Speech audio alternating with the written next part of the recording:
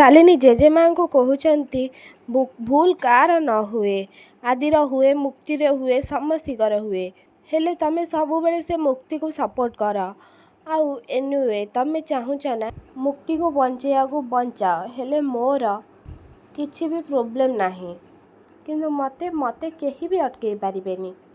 ଆଉ ସେ ଭିଡ଼ିଓ ଦେଖିକି ଜଜ୍ ବି ମୁକ୍ତିକୁ ସଜା ଦେବେ। ଆଉ ତା ସହିତ ସମସ୍ତିଙ୍କର ଆଖି ଖୋଲିଯିବ।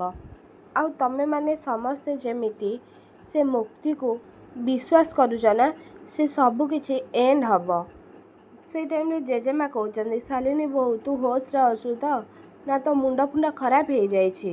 ନା ତେନ୍ତୁଳିଆ ବିଛା କାମୁଡ଼ିଛି? ସେଇ ଟାଇମ୍ରେ ଜେଜେମା ଶାଲିନୀକୁ କହୁଛନ୍ତି, ଶାଲିନୀ ବୋଉ ତୁ ହୋସ୍ରେ ଅଛୁ ତ? ନା ତୋ ମୁଣ୍ଡକୁ ତେନ୍ତୁଳିଆ ବିଛା କାମୁଡ଼ିଛି? ଆରେ ତୁ ହିଁ ତ ମୋତେ କହିଥିଲୁ ନା ଜେଲରୁ ବାହାର କରିବା ପାଇଁ। ମୁଁ ତ ବଡ଼ ମୂର୍ଖ ନା। ତତେ ଜେଲରୁ ବାହାର କରିକି ମୁଁ ଆଜି ଗୋଟେ ବହୁତ ବଡ଼ ପଶ୍ଚାତାପ କରୁଛି।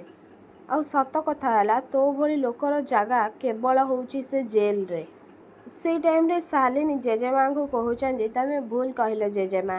ସେସବୁ ଜାଗା ହିଁ କେବଳ ମୁକ୍ତିର।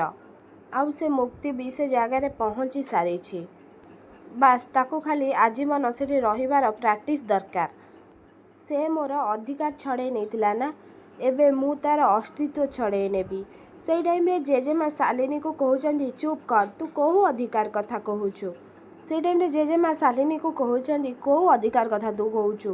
ସେଇ ଟାଇମ୍ରେ ଶାଲିନୀ କହୁଛନ୍ତି, ଦାସ ପଟ୍ଟନାୟକର ବୋହୂର ଅଧିକାର।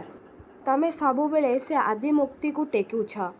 ଆଉ ସପୋର୍ଟ ବି କରି ଆସିଛ। କିନ୍ତୁ କୋର୍ଟ ସେ ଭୁଲକୁ କେବେ ବି କ୍ଷମା କରିବନି। ନା ମୁଁ ଆଗରୁ କେବେ ଭୁଲ ଥିଲି, ନା ମୁଁ ଏବେ କେବେ ବି ଭୁଲ ହେଇପାରିବି, ନା ମୁଁ ଏବେ ଭୁଲ ଅଛି। 2 ଦିନ ହେବ ସେ ମୁକ୍ତି ଘରକୁ ଆସିନି, ହେଲେ ସେ ମୋ ଜାଗା ନେଇଗଲା। ଆଉ ମୁଁ ଏଇଟା ଦେଖିକି କେମିତି ସହିବି? ସେଇ ଟାଇମ୍ରେ ଜେଜେମା ବହୁତ ଜୋର ରାଗି ଯାଉଛନ୍ତି। ଆଉ କହୁଛନ୍ତି, ବାସ୍ ଶାଲିନୀ ବୋହୂ, ବହୁତ ହେଇଗଲା ତୋ ମନ ବଢ଼ା କାହାଣୀ।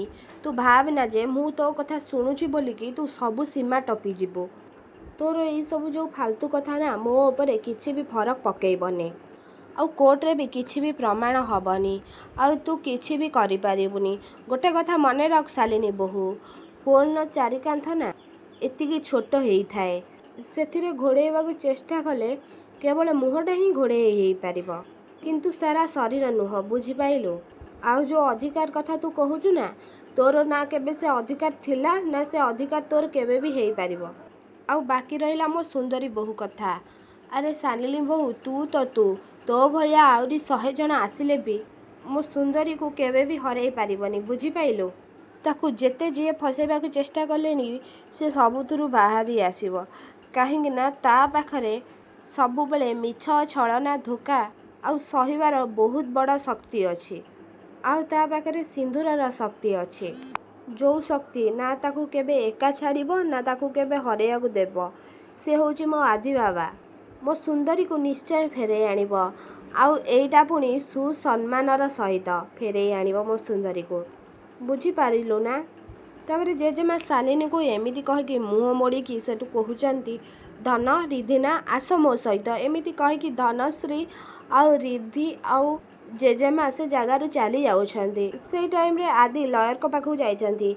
ଆଦି ଲୟରକୁ କହୁଛନ୍ତି, ସାର୍ ଆପଣ ଏମିତି କ'ଣ କହୁଛନ୍ତି? ଏମିତି କେମିତି ହେଇପାରିବ?